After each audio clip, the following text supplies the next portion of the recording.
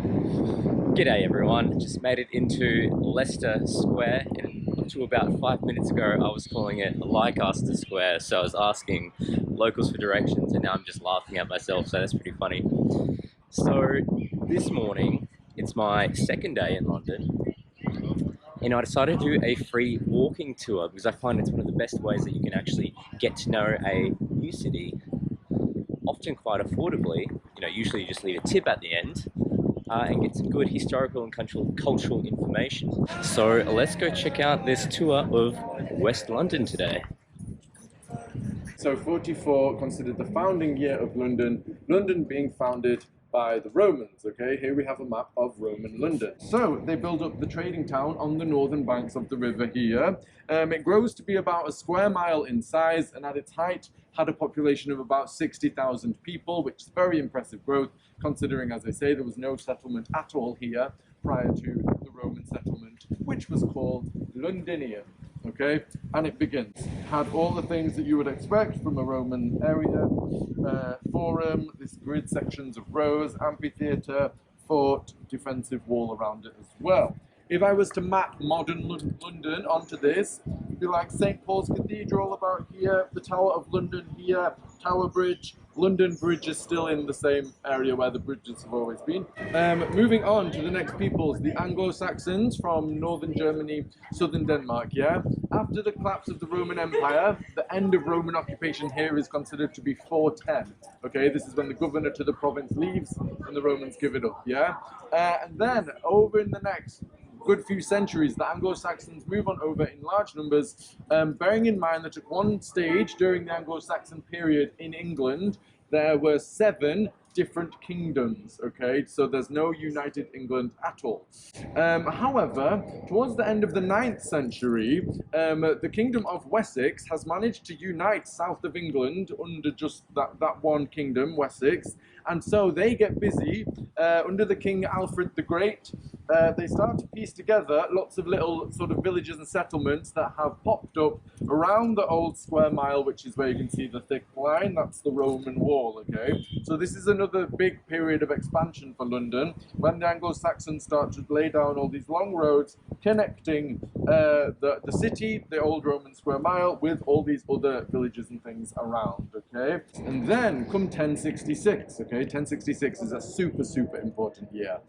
Long story short, William, who is the Duke of Normandy in northern France, has a claim to the throne in England, bearing in mind it's now being called, they called it Angleland because the Angles had managed to unite it as one kingdom. Okay?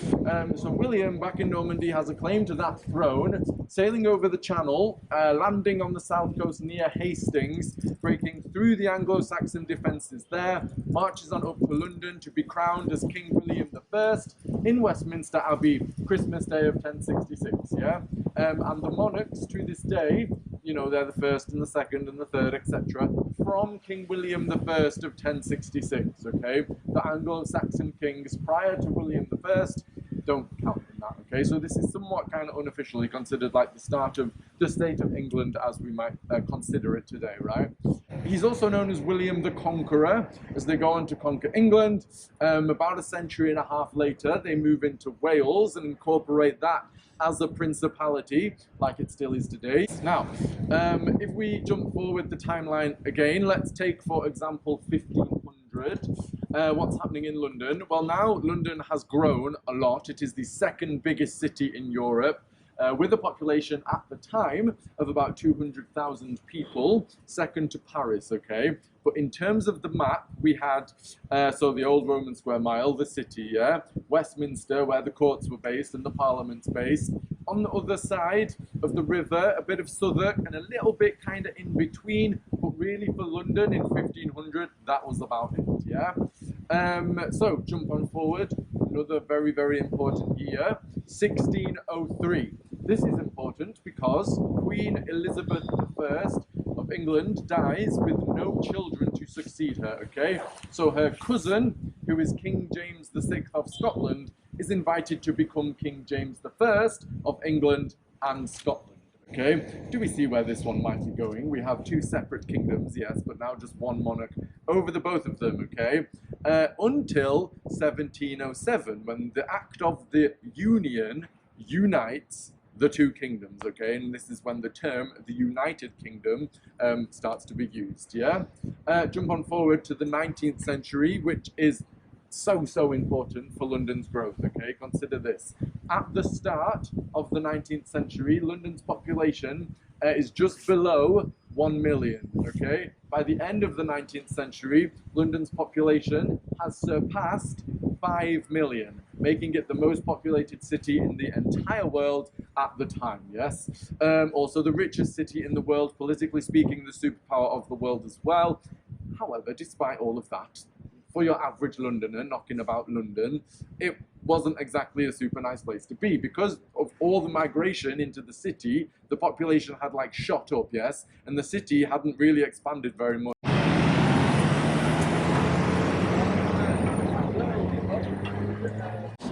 On the 21st of October, 1805, these two fleets meet, okay? And the French and Spanish, they get in like a straight line like this, okay? They're like preparing for the battle, yes? However, the British did something a little bit unusual, which was getting two single-file parallel lines, okay? And they basically like ploughed straight through the French and Spanish, came back around, and then kind of did it again, and they sliced the French and Spanish line up to create these kind of like smaller little battles, which made the fact that the British were outnumbered easier to manage, okay?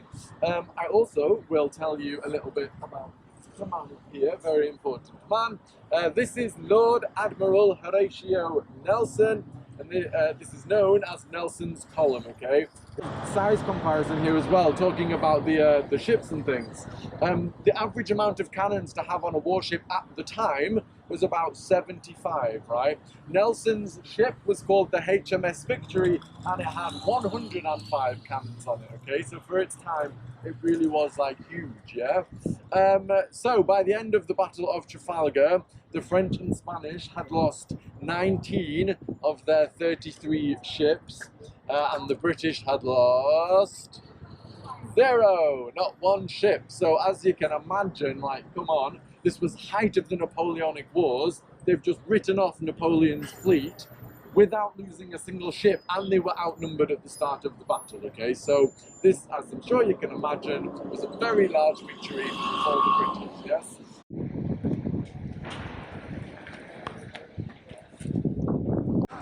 So 1911, that is when the Admiralty moved in.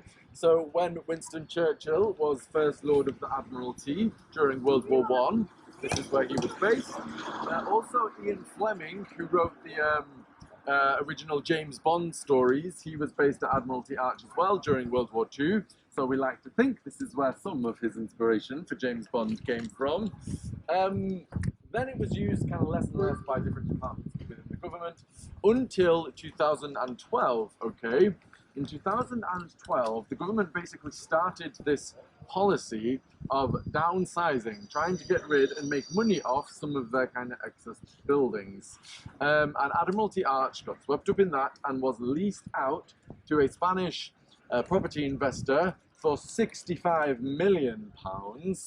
And then this Spanish guy did a deal with the Waldorf. And I don't know if you maybe saw the sign when we were on the other side of it. It is now being turned into a Waldorf Astoria. Here, at the Palace of Whitehall in 1697, burns the whole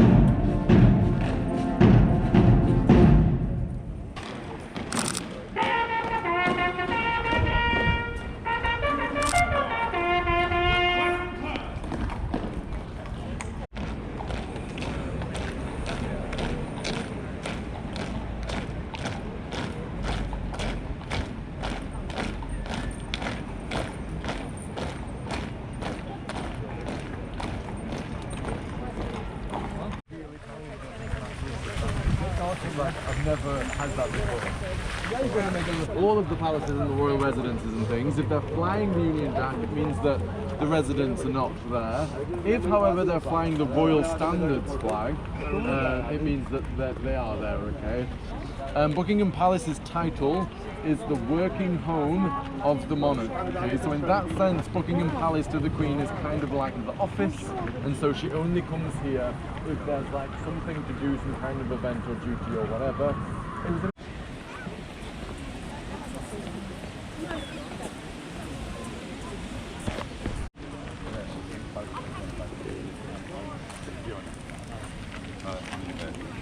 one of the good things about London certainly is the amount of green space it has. For like a big concrete jungle, like, you know, very large city, there's lots of green spaces. As I say, including 8 royal parks, which are obviously particularly nice and well kept. But they moved further west down the river to build up. So Westminster Abbey is the head church of the Church of England, yeah? It has this status as a royal peculiar, and what that means is that the church itself doesn't have a bishop or anything like this. Instead, it has the monarch. Here as well, for my American friends, we have an American, Mr. Abraham Lincoln, across the road there. Also, this lady just in front of us here, okay? So this lady is Millicent Fawcett. She is the latest addition to Parliament Square. Her statue was unveiled in 2018 to mark 100 years since women were given the right to vote. The idea is that all of these people are looking over across to the home of British politics, the Houses of Parliament, also known as the Palace of Westminster. Yeah? So I hope you guys love that West London tour as much as I did. It was fascinating to find out so much about London's history, how it started and how it just evolved and expanded and swallowed up, you know, all this surrounding land and just turned into the massive, eclectic, multicultural melting pot of a city that it is today, and also one of the, you know, global financial centers of the world, packed with museums, cultural and historical exhibits, and yeah, really exciting to be able to go on one of these tours. So if you guys enjoy the video, like, subscribe, and I will see you on the next adventure.